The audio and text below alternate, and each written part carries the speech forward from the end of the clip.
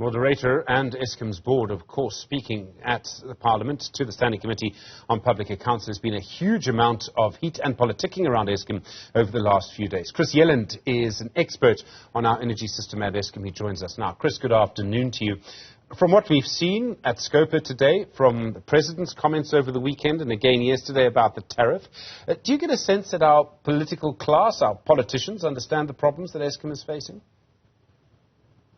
Stephen, hi. I listened to the presentation by André de Ruyter to Scopa, and I think he presented it very well, very carefully, and very clearly and easy to understand about what they are doing. And it is very important. There is a very high degree of political tension at the time as a result of the political pressure that politicians are coming under. In terms of the high levels of load shedding and the ability of government to attend to this over the last, I don't know how many years. So it's really important that this clear message gets given to Scopa and to politicians.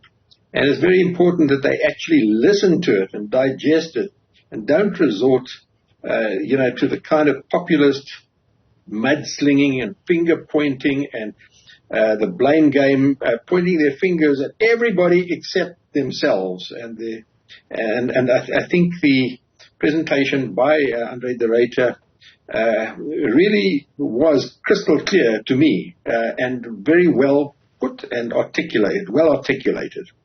One of the issues is around whether an old coal-fired power station can be refurbished. In other words, should we really be shutting them down? As I understand it, de Ruyter believes it may be impossible to refurbish those stations. Why is that? Well, of course, you can refurbish an old car, and you can get it running as an old vintage car, and you can keep it going for a long time, provided you only drive it on a Sunday and to weddings, and you don't drive it down to Cape Town with your foot flat on the accelerator, fully loaded, there and back continuously for the next 10 years. If you need a workhorse, you do not need a vintage car that you have to treat with kid gloves. And these cars, now I'm talking about power stations, have been badly abused in the past. Their services have been skipped. They are reaching the end of life. Spares are very hard to come by. Very expensive to find these spares. They take a long time to be specially manufactured. And there comes a point where it is economically and practically impossible to continue, and it is better to buy a new car rather than an old car that cannot be pushed like a workhorse. And that's where we are with a number of these power stations. So, of course, you can keep an old power station going forever, or at least for a long time, but you can't use it as a workhorse. And what we need right now is workhorses. The two new power stations, Medupi and Kusile, were supposed to be our new workhorses. There's now, I understand, a problem with the chimney at Kusile. And let me just explain this, because I didn't believe it until I read it myself. The chimney is 220 meters tall. It may collapse. If it does, as I understand it, it would fall on perhaps 3 separate units of Kusile, and it's filled with ash. I don't know if I've heard of a more difficult engineering problem to solve. It is a complex engineering problem, especially as this is one of the workhorses that was being built to save us. And we've reached the stage now, 14 years after construction started, and 7 years after it was supposed to be fully completed. We are at a stage today, 14 years later, when only 1 out of the 6 units at Kusile is generating power into the grid. So 3 of the units have been shut down as a result of this chimney problem that you talked about. It's to do with a flue duct, and I don't want to get technical. But it has meant that 3 units have to be shut down, and that the chimney, needs to be carefully looked at, because there is a danger of collapse. And then another unit experienced a fire during commissioning. It hasn't yet been handed over for commercial service. It was about to be, but then this fire occurred, and this is going to delay this commissioning by a year, and the unit is now only expected to come on stream at the end of the year. And then the last unit, unit number 6, is still under construction, and so it's some way off. So, 14 years later, we've got 1 out of 6 units operating, and that's a cause of significant part of our problems with load shedding today. And this business of the chimney is really serious. It's going to cost a lot of money to fix, and it's going to mean that while they're fixing it, the pollution from this power station, they're going to require an exemption from the law so that they can operate this power plant on a temporary basis with a temporary chimney while they attend to the real chimney. And while they're doing that, the level of pollution will very significantly exceed the legal limits in South Africa. There seems to have been a problem with the design of the chimney, as I understand it. And I find this amazing because I would presume, I've never designed a power station in my life, but I would presume that before you start constructing something that big, you have the designs checked, and then you check them again, and then you give them to someone else to check, and then you do it all again. Yeah. The issue and the difference in this particular case, Kusile Power Station, is that it's the very first power station that Eskom have built where they've installed what is known as flue gas desulfurization, which takes out sulfur dioxide out of the exhaust gas before it goes up the chimney in order to meet the environmental requirements. This is the first time it's ever been done in South Africa. I must say that flue gas desulfurization is not new. It dates back 50, 60 years more.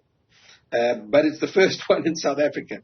Other parts of the world, there is no way they could operate a power station without flue gas desulfurization. It would be illegal. But in South Africa, we have such slack environmental requirements that Eskom has neglected to invest in this sort of equipment for all these years, and this is the first time. So for Eskom, it's new. And remember, Eskom was basically responsible for the integration of all the different projects to form the total Kusile project. It is the project manager. It is responsible for the coordination of all these different contractors and to make sure that the designs fit together and work together. And this is at the interface between the flue gas desulfurization plant and the smokestack, the chimney. And always these interfaces is where the special design effort needs to be put.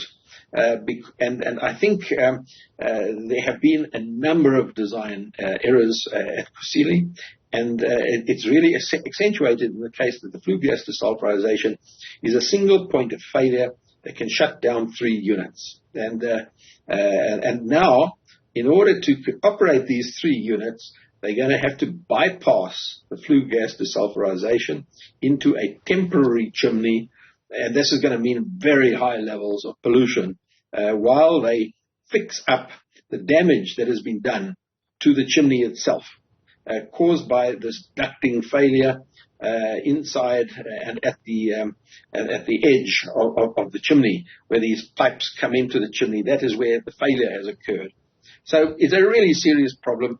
I'm told that it's going to cost about 6 billion to repair. Could take several years. And in the meantime, high pollution and of course, more risk. More risk. Chris, 6 billion rand, several years. Let me be controversial. I haven't trended on Twitter for a little while. Would it be cheaper just to, I don't know, switch off the whole thing and spend the money and the time on a solar plant in Mpumalanga? Yeah, the trouble is, so much money has been sunk into this project. There are engineers at Eskom who have worked on this project the entire career that they have, because it's been under construction for 14 years. There is so much committed money and effort into this project that mentally it's very, very hard for them to walk away and abandon it. The estimated cost to completion of this project is 250 billion rand. The figure that was originally in the article by Kyle Cowan is not correct, and he's busy correcting it now. He gave a figure, I think, of 120 billion for the construction of Kusile. It's actually 250 billion, and they are correcting that figure. The point is that 90% of that 250 billion has already been spent. So it's a huge sunk cost and very difficult to walk away from. I would suggest that if you're going to walk away from a project like that, you need a very, very thorough, independent investigation that takes the emotion out of it. If you leave it to Eskom to do such an investigation, I fear they will never come to the right conclusion because they are so committed to that project mentally that they can't see this in an objective light. But somebody completely independent, a very serious study, I think, is needed to look at the business case and decide whether this is viable going forward or not. Chris Yelland, thank you very much indeed. Energy, electricity expert. Really appreciate the time. So many different moving parts. Well, some of them don't move, unfortunately, in our power crisis at the moment.